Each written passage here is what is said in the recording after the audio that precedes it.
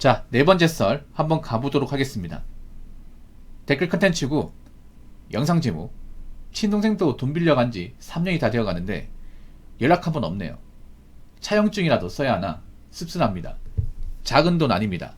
라는 영상에 달린 댓글입니다. 오늘도 어김없이 돈 컨텐츠, 돈거래 컨텐츠. 왜냐하면 이건 매일같이 강조해야 돼. 매일같이. 여러분 오히려 있잖아요. 경기가 안 좋을 때는 가장 가까이에 있는 사람이 가장 무서워요. 네. 오히려 경기가 안 좋을 때는 가장 가까이에, 가장 도처에 있는 사람을 조심해야 돼. 그럼 우리가 살면서 가장 가까이 있는 사람 누굴까? 바로 가족이에요. 가족. 뭐 이런 사람도 많아요. 믿을 건 가족밖에 없다고 하는데 아니야. 오히려 가족을 더 믿으면 안 돼. 제가 얘기했죠 예전에. 불신의 사회라고. 경기가 안 좋으면 사람 못 믿어 여러분. 왜냐? 워낙에 등쳐먹고 이용하려는 사람들이 많다 보니까. 여러분도 아시겠죠? 요즘에 뭐 배신이나 어떤 그런 가스라이팅, 착취, 사기 이런 범죄 같은 게 굉장히 많이 일어나죠. 이런 게. 뭐 그런 얘기 많잖아요. 가까운 지인 믿고 투자했다가 날려먹었다. 아니 가까운 지인 믿고 뭐 분양받았다가 돈 날려먹었다. 가까운 지인 믿고 사업했다가 뭐 돈 두고 튀었다. 뭐 누구 믿고 있다가 뭐 날렸다. 이런 얘기 진짜 많죠. 친누나 믿고 투자해서 1억 날렸다고요. 친누나를 왜 믿습니까? 친누나를? 친누나가 아니라 안 친한 누나네요. 안 친한 누나. 모르는 누나 아시죠? 앞으로 모르는 누나. 여러분 제일 안심한 게 뭐냐면 가족 믿고 따르는 거예요. 가족 믿고. 가족을 왜 믿죠? 아니 가족이란 것만으로 뭔가 신용이 보장됩니까? 보장되나요? 근데 여러분 그거 아십니까? 우리가 살면서 모르는 사람한테 대이는 것보다 대부분 아는 사람한테 됩니다. 아는 사람한테. 달팽님 살면서 모르는 사람한테 돈 가지고 대인 적 있어요? 한 번도 없을 거. 근데 저분은 아는 사람 되었단 말이에요.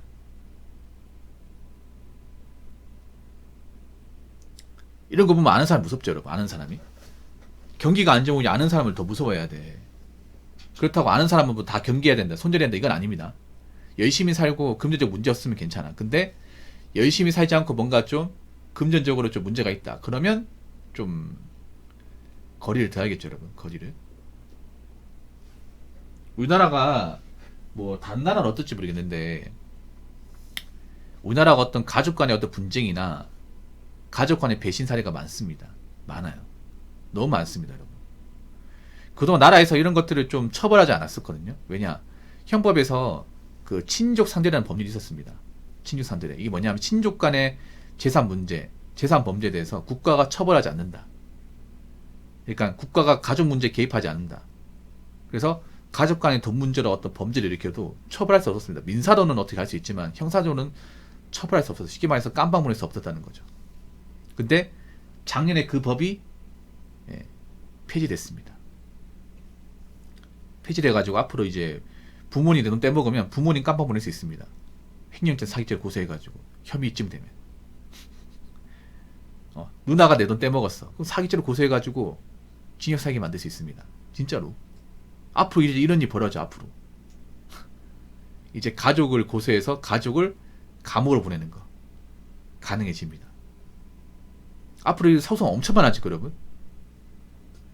가족 관련 이제 범죄 전유라서 아버지 내 돈 떼먹어서 아버지 그냥 빵으로 보내버리고 엄마가 딸내미 돈 떼먹어 딸내미 고소해가지고 어머니 깜빵 보내버리고 이런 일이 벌어진다니까. 근데 이렇게 얘기하면 또 어떻게 하나 같은 가족을 그렇게 할 수 있냐 라고 얘기할 수 있겠지만 아무리 가족이라도 나한테 빚을 꽂으면 그에 합당한 대가를 치러야죠. 법의 대가를 치러야 되지 않습니까? 그동안 안 치렀지만 앞으로는 칠 수밖에 없다는 거. 친동생 돈 빌려간 지 3년이 다 되어갔다. 아마 이 돈 못 받을 겁니다. 장난컨대 못 받을 거예요. 왜냐하면 저 친동생 갚을 생각이 없습니다. 처음부터 갚으려고 빌려간 게 아니에요.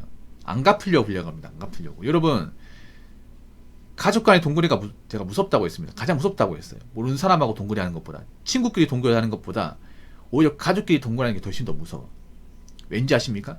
일단 액수가 큽니다. 액수가. 봐봐요. 저분 김다편이 봐봐. 친누나한테 1억 친남이고 이러겠잖아. 봐봐.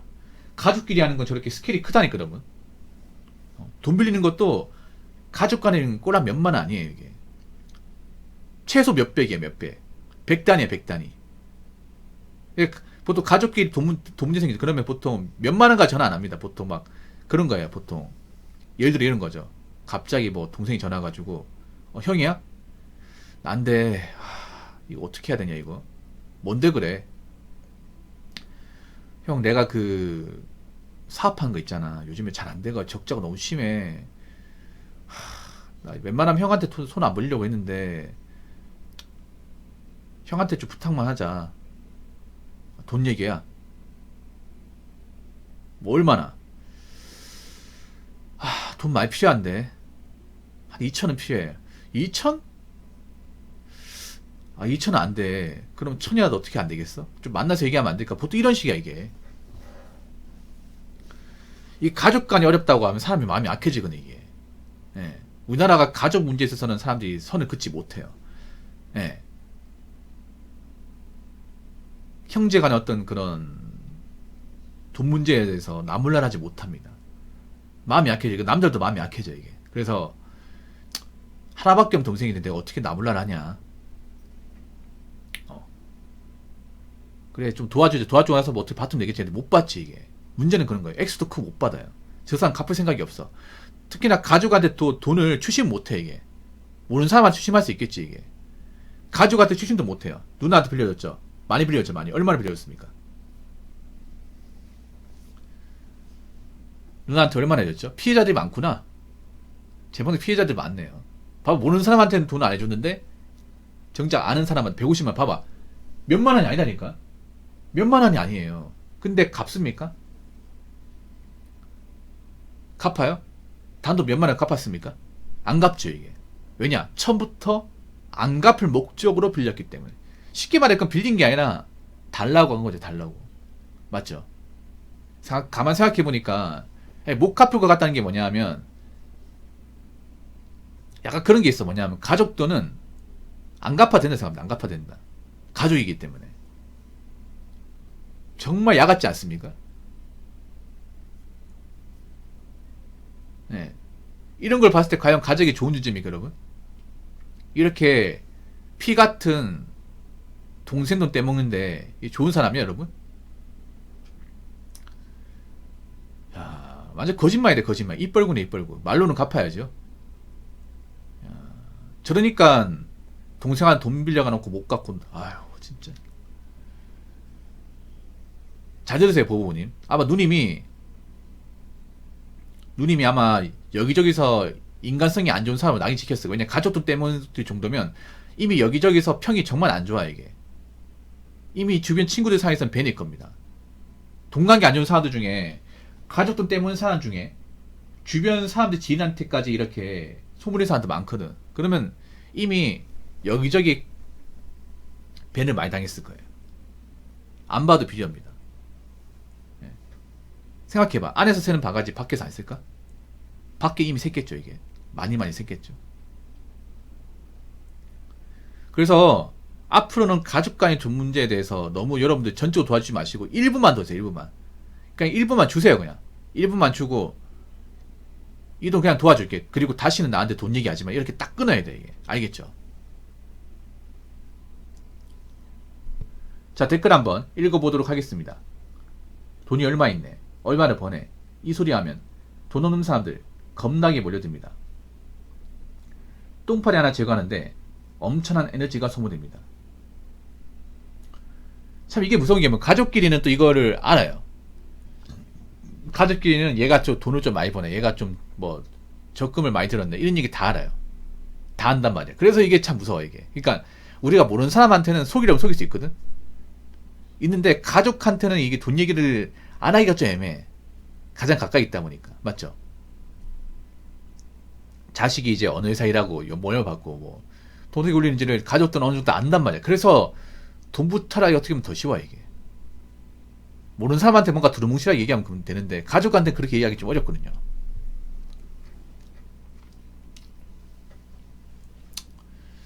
아무튼 앞으로는 우리나라가 이 가족의 어떤 정문화 같은 게 많이 약해질 겁니다.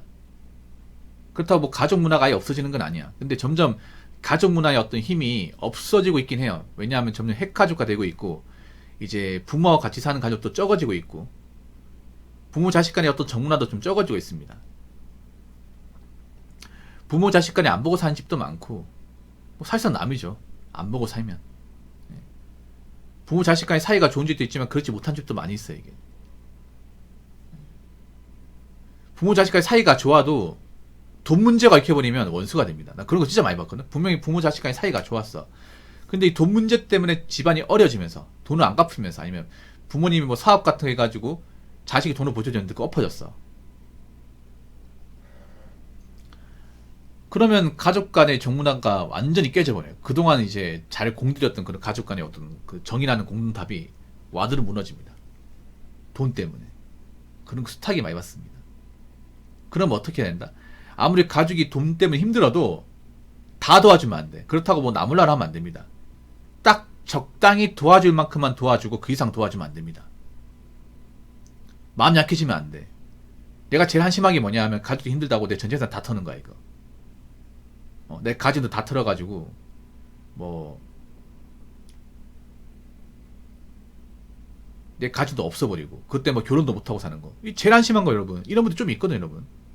의외로 여자분들이 이런 케이스가 있어. 내가 예전에 사연도 봤었는데 어떤 여자분인데 어머니가 이제 아버지 은혜가 사는데 돈이 없다는 거. 돈이 없고 여기저기 떼어가지고 난리야. 그럼 딸이니까 도와줘. 근데 이거 도와주다 보니까 돈이 없어, 이게. 돈이 없어요.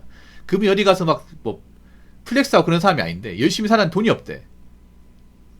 그래서 어떻게 하면 좋겠냐고 하니까 제가 물어보길래 제가 대답이 뭐냐 하면 그냥 도와주지 마라. 앞으로 도와주지 마라. 자꾸 도와주니까 니만 손 벌린다. 믿을 구석이 있다 보니까. 그냥 안 도와주고 놔두면 된다. 그렇게 살아도 부모님 안 죽는다. 부모님도 앞으로 자식 없이 사는 거 연습해야 된다. 언제까지 님이 뒷바라지 할 것이냐. 이 말 했거든요. 아무튼 여러분 가족 간에 뭐 정 좋긴 하지만 웬만하면 금전적으로 얽혀가지고 서로 원수가 되는 일은 잊지 않으셨으면 좋겠습니다. 자, 이상으로 네 번째 썰 마치도록 하겠습니다.